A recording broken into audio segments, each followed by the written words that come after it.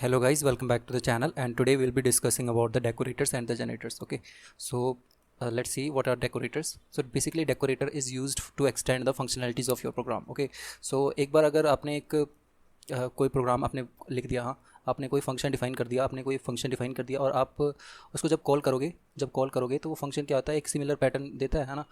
हर एक इनपुट पे वही फंक्शन कॉल होगा और एक जो इसमें आपने ऑलरेडी डिफाइन कर दिया है वो बार बार वो आपको उसके अकॉर्डिंगली आउटपुट आएगा। बट मैं चाहता हूँ ना, मैं इस फंक्शन को जो मैंने ऑलरेडी डिफाइन किया है, मैं चाहता हूँ कि इस मैं ऑलरेडी डिफाइंड फंक्शन का मैं इसका फंक्शनलिटीज़ इंप्रूव करना चाहता हूँ। तो इसमें बेसिकली मैं क्या करना चाहता हूँ कि कुछ एक्स्ट्रा फीचर्स ऐड करना चाहता हूँ। जो मैंने फंक्शन ऑलरेडी बनाया हुआ है उसमें मैं कुछ एक्स्ट्रा फीचर्स ऐड करना चाहता हूँ। तो इसके लिए मैं डेकोरेटर्स का यूज़ करूँगा। तो डेकोरेटर्स क्या करता है कि ऑलरेडी जो आपका फंक्शन बनाया हुआ है ना, आपने जो ऑलरेडी फंक्शन बनाया हुआ है, इसको ये बिल्कुल भी टच नहीं करेगा। ये एक डेकोरेटर फंक्शन बनाएगा जिसकी हेल्प से हम क्या करेंगे, इस डेकोरेटर फंक्शन को हम ये एग्जिस्टिंग फंक्शन के साथ इसकी मैचिंग करेंगे। ठीक है, तो हम देखते हैं कि कैसे करते हैं और इसका एग्जाम्पल देखते हैं। ठीक है, कि आपको फिर एग्जांपल देख के आपको ज़्यादा क्लियर होगा कि ये देखिए यहाँ पे क्या फ्लो हो रहा है। यहाँ पे हम एक इनपुट फंक्शन दे रहे हैं जो कि आपका एक एग्जिस्टिंग फंक्शन है, और जैसे ये डेकोरेटर फंक्शन से पास हुआ, इसके बाद हमारे पास एक एक्सटेंडेड फंक्शनलिटीज़ वाला एक फंक्शन बन गया है, मिल गया आउटपुट में। ठीक है, तो देखते हैं कि इसका एक एग्जांपल देखिए कि मैंने ना एक अलर्ट नाम से एक मैंने फंक्शन बनाया है जिसमें कि पैरामीटर मैं पास कर रहा हूँ नेम का। ठीक है, तो जब भी मैं इसको कॉल कर रहा हूँ सचिन, सौरभ और युवराज के नाम से, तो ये बार बार मेरे को प्रिंट कर रहा है कि hello you are early, hello you are early, hello Sachin you are early, hello Saurabh you are early.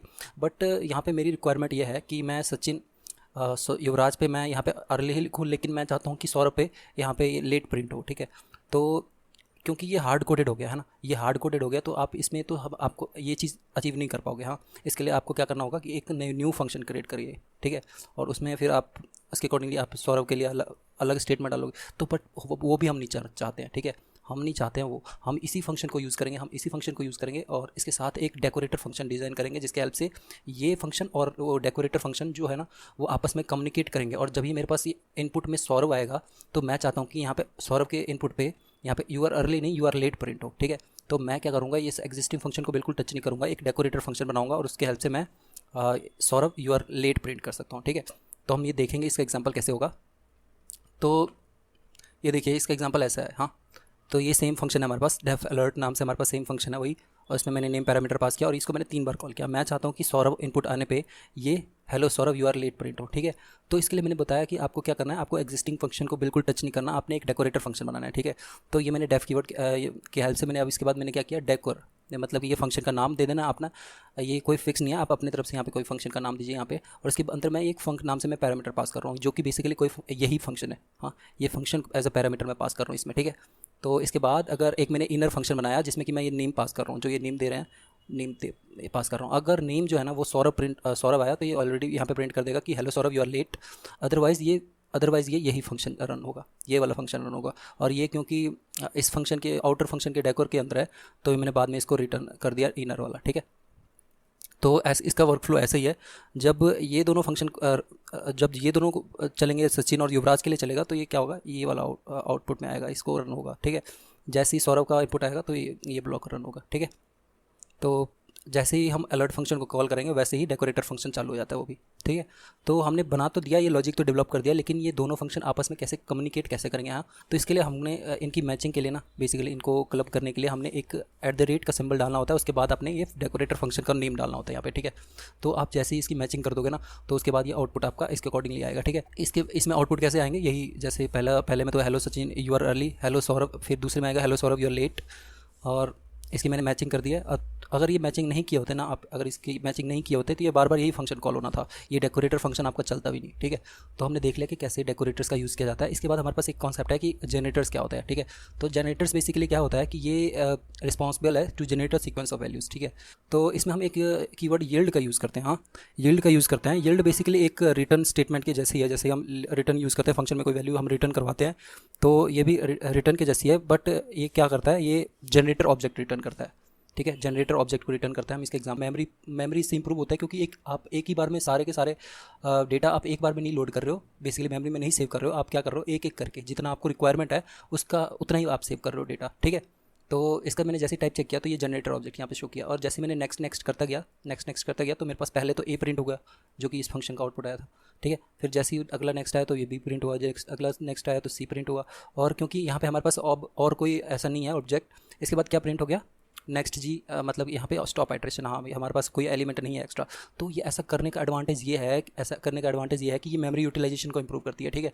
ये इससे परफॉर्मेंस इंप्रूव होता है इसी, और ये लार्ज फाइल्स मतलब कि मैंने बताया कि आप क्या करते हो, इसमें एक एक करके हम डेटा को रीड कर रहे हैं ना, एक साथ हम नहीं कर रहे हैं। तो इसमें बेनिफिट ये है कि अगर मैं एक लार्ज फाइल्स को रीड करना है तो आप यहाँ पे क्या करोगे, आप जनरेटर का यूज़ करोगे, ठीक है।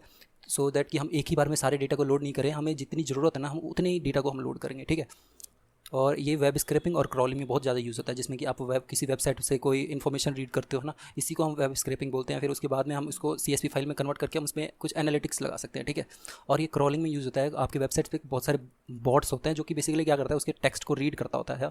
तो ये क्रॉलिंग भी की कॉन्सेप्ट में भी ये जनरेटर्स का यूज़ किया जाता है, ठीक है। इसका एग्जांपल देखते हैं। तो एक एग्जांपल ये भी है कि हमने बोला कि ये मेमोरी के परफॉर्मेंस को इंप्रूव करता है, ये तो कैसे करता है, ठीक है। तो हमने देखा था कि आप एक टपल कॉम्प्रिहेंशन और लिस्ट कॉम्प्रिहेंशन हमने दोनों देखे थे, ठीक है। तो टपल कॉम्प्रिहेंशन में तो ये तो लिस्ट कॉम्प्रिहेंशन में तो लिस्ट ऑब्जेक्ट ही रिटर्न करता है, लेकिन टपल कॉम्प्रिहेंशन में क्या करता है, ये जनरेटर ऑब्जेक्ट रिटर्न करता है, ठीक है। तो मैं क्या कर रहा हूँ, यहाँ पे मैं स्क्वायर का एक फंक्शन लिख रहा हूँ और यहाँ पे मैंने इतने ज़्यादा रेंज में ना इतने ज़्यादा वैल्यूज़ मैंने यहाँ पे डाल दी, मतलब कि ये बहुत लार्ज वैल्यू है ना। और मैं चाहता हूँ कि इसका मैं L0 एलिमेंट को मैं एक्सेस करूँ, जो सीक्वेंस ऑफ वैल्यू जिसमें लोड होंगी। तो आप क्या होगा कि ये चीज़ बेसिकली ये रन ही नहीं हो पाएगा, क्योंकि ये बहुत ज़्यादा मेमोरी लेने वाला है और आपका PC बेसिकली हैंग हो जाएगा, या तो ये मेमोरी एरर आएगा, ठीक है। तो अगर आप ट्राई करना चाहो तो आप इसको कोड कर रन करके देखना, तब देखते हैं कि चलता है कि नहीं। तो ये बहुत ज़्यादा स्पेस लेने वाला और ये चलेगा नहीं, ठीक है। तो इस चीज़ को मैं सॉल्व करने के लिए मैं यहाँ पे जनरेटर्स का यूज़ करूँगा। जनरेटर में क्या करते हैं, हम टप्पल कॉम्प्रिहेंशन करते हैं ना। जो टप्पल होता है वो जनरेटर ऑब्जेक्ट रिटर्न करता है। तो मैं क्या कर रहा हूँ, इसको टप्पल में इसी चीज़ को मैं टप्पल में क्रिएट कर रहा हूँ और मैंने वैल्यूज़ का स्क्वायर निकाला। उसके बाद मैंने क्या किया, उसको रेंज में उतने ही वैल्यूज़ मैंने डाले हैं, ठीक है। यहाँ पे अब मैं यहाँ पे अगर नेक्स्ट ऑफ जी ऐसे मैंने प्रिंट किया ना, अब तो क्या होगा, ये मेरे को एरर नहीं देगा, मेमोरी एरर नहीं देगा मेरे को ये, और ये वैल्यूज़ एक एक करके वैल्यूज़ प्रिंट करता रहेगा। सो ये चीज़ इसमें क्यों नहीं हो रहा है, ये इसमें इसलिए नहीं हो रहा है क्योंकि ये एक एक करके वैल्यूज़ को रीड नहीं कर रहा है, ये बेसिकली एक ही बार में मेमोरी में डेटा को सेव करने की कोशिश कर रहा है, ठीक है। तो यही चीज़ है कि आप जनरेटर्स को हमारे को बेसिकली परफॉर्मेंस इंप्रूव करता है, मेमोरी मैनेजमेंट में इंप्रूव करता है, ठीक है। तो अब हम देखते हैं कि इसका कोड कैसे किया जाता है, ठीक है। सबसे पहले हम देखेंगे कि कैसे आप डेकोरेटर्स कैसे कर सकते हो, है ना। तो ये है डेकोरेटर का कोड, हाँ वही सेम फंक्शन है डेकोरेटर, हमने देखा था अलर्ट नाम से मैंने मेथड वही था फंक्शन। और इसमें हम सचिन, सौरभ और युवराज डाल रहे हैं। हम चाहते हैं कि अगर सौरभ इनपुट हो तो यहाँ पे hello Saurabh you are late print होना चाहिए, अगर नेम है ना।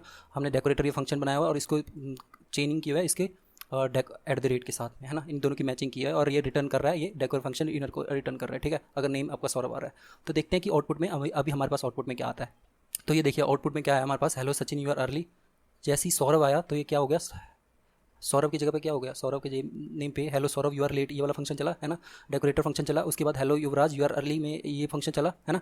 तो आपने देखा कि कैसे आप डेकोरेटर फंक्शन का यूज़ कर सकते हो, ठीक है। इसके बाद हमारे पास जनरेटर का हमने देखा था कि कैसे मैंने एक जैन फंक्शन बनाया था, उसमें मैंने यील्ड कीवर्ड का यूज़ किया था, जो कि बेसिकली क्या करता है, ये एज अ रिटर्न स्टेटमेंट ये भी काम करता है, लेकिन ये जनरेटर ऑब्जेक्ट को रिटर्न करता है, ठीक है। तो अगर मैं इसका टाइप चेक करूँगा जैसे यहाँ पे, तो आप देखोगे कि ये जनरेटर है, ठीक है।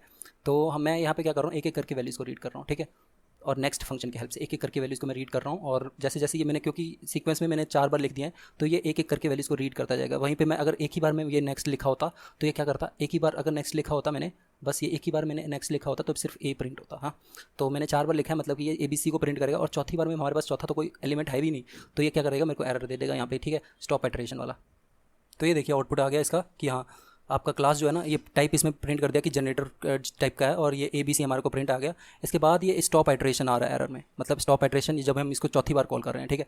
तो आपने देखा कि कैसे आप जनरेटर का यील्ड का कैसे यूज़ कर सकते हो, नेक्स्ट का कैसे यूज़ कर सकते हो। इसके बाद हमने वही देखा था जो कि कैसे आप टपल कॉम्प्रिहेंशन के साथ आप ये लार्ज वैल्यू को कैसे आप आइटरेट करवा सकते हो, ठीक है। तो हमने यही इसमें जो है ना नेक्स्ट का यूज़ किया, ठीक है, नेक्स्ट का यूज़ किया है। और मैं नेक्स्ट ऑफ जी यहाँ पे लिख देता हूँ, इसको सेव करते हैं, ठीक है। तो जैसे मैं इसको रन करूँगा तो आप देखिएगा कि यहाँ पे आउटपुट आ रहा है ना, और ये बिल्कुल ये हैंग नहीं हुआ। अगर आप इसको लिस्ट में कन्वर्ट कीजिए और उसके बाद इसको रन करने की कोशिश करेंगे ना बिना नेक्स्ट के, तो नेक्स्ट का तो वैसे भी ये फंक्शन है आपको उसमें टपल में ही है, वो आपको लिस्ट में नहीं मिलेगा। तो देखिएगा कि वो आपका फंक्शन रन नहीं होगा।